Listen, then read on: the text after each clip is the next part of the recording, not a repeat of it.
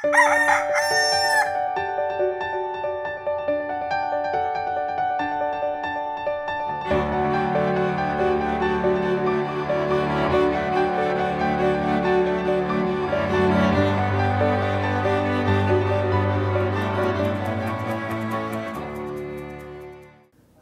umaga po sa inyong lahat.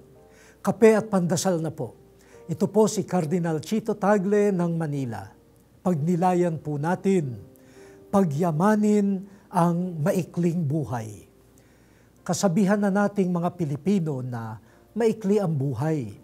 Hindi natin alam kung kailan ang oras natin. Darating ito saan man o kailanman. Kasabihan din natin na hindi naman natin madadala sa hukay ang mga kayamanang naipundar o napalago natin. Kung gayon, anong uri ng pagpapayaman ang nararapat? Ang tunay na kayamanan ng buhay ay ang ating mga mabubuting samahan.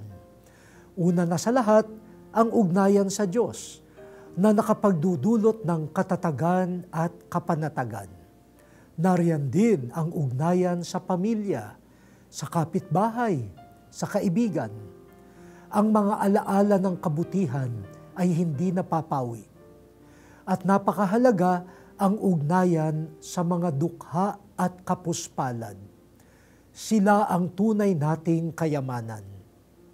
Ang ginawa natin sa kanila ang mag-uuwi sa atin sa buhay na walang hanggan. Pagyamanin natin ang buhay. Dalisayin ang mga ugnayan natin. O Diyos, turuan mo kaming magmahal tulad mo. Amen.